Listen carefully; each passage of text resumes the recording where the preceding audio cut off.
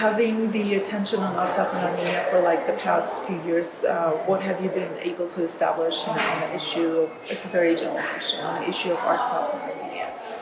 Well, what's very clear is the State Department, the Foreign Ministry of Armenia, the Foreign Ministry of Azerbaijan may talk about diplomacy, but diplomacy only works if all parties are sincere.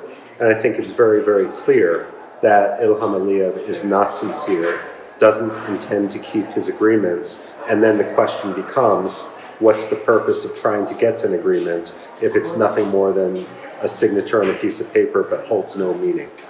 So there's a periodic discussion that there's going to be some kind of a peace treaty signed, but it's not going to be a peace treaty, but it's going to be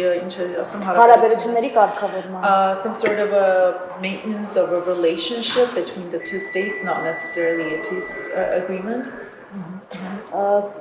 Բայց Ադրբեջանը շարունակում է իր ագրեսիվ գործողությունները եւ Հայաստանի եւ Արցախի սահմանների նկատմամբ. But Azerbaijan still continues its aggressive policy, not only in Artsakh, but also in the territory, in the borderlines, in the borders of Armenia. Well, certainly that's the case. I don't believe that we're going to see any real movement until we see what happens in Turkey with regard to the Turkish election. That said, you're absolutely right that there's reason to be concerned, and this is why it's so important that the Armenian community in the United States really gets its voice out, not attacking each other, but rather uniting for the defense of all Armenians, especially those under siege in Artsakh. Այս առումով նաև միջազգային հանրությունը ինչ անելիք ունի, որտեղ մյուս կողմից կար Հաագայի դատարանի որոշումը, որ բացեր ավելի վաղ դրված անցակետը հիմա նորմի դրել.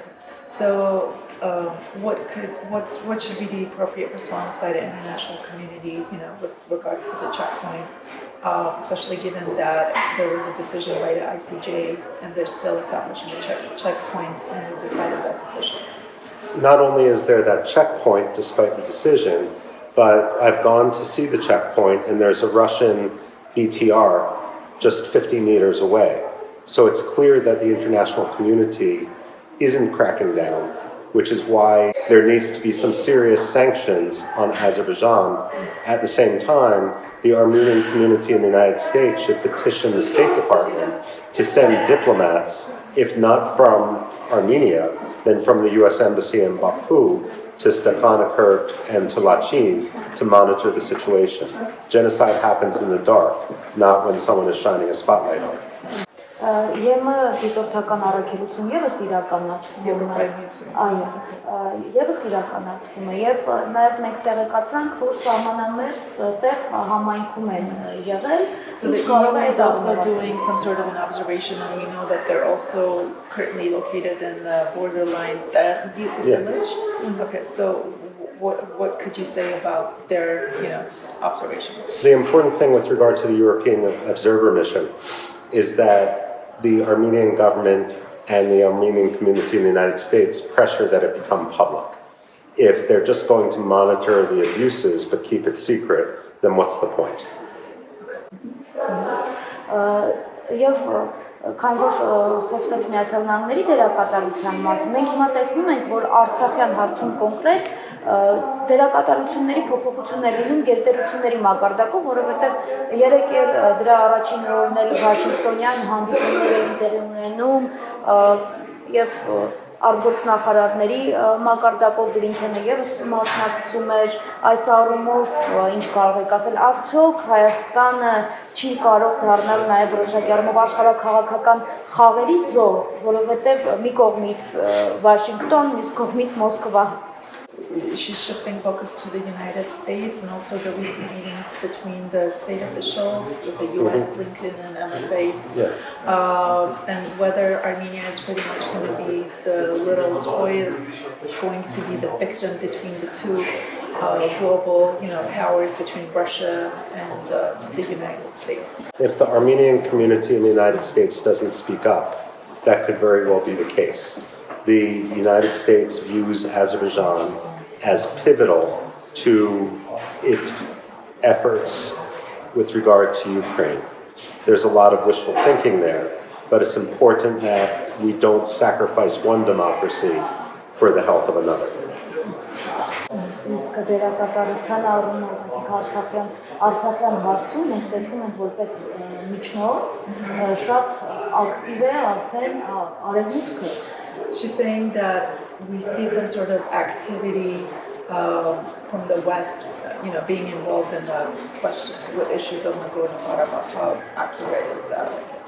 Well, ultimately, it doesn't matter if the West is involved in diplomacy if Ilham Aliyev doesn't abide by diplomatic agreements. What there needs to be is sanctions, coercion, and punishment for not abiding by agreements. And perhaps some neutral powers like Sweden could also contribute peacekeepers.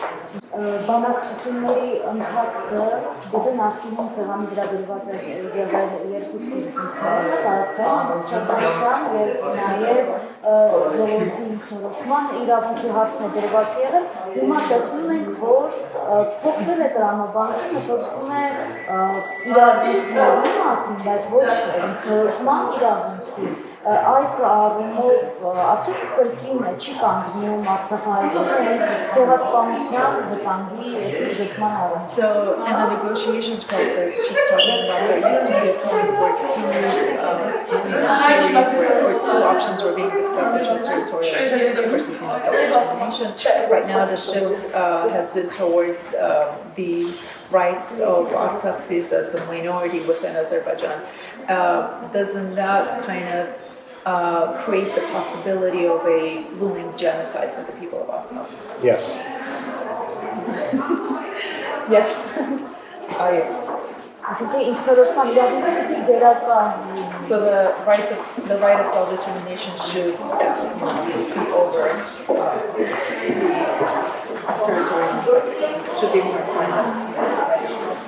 It would be very naive to put the protection of a Christian or an Armenian community in the hands of the good faith of Ilham Aliyev. It would be suicidal.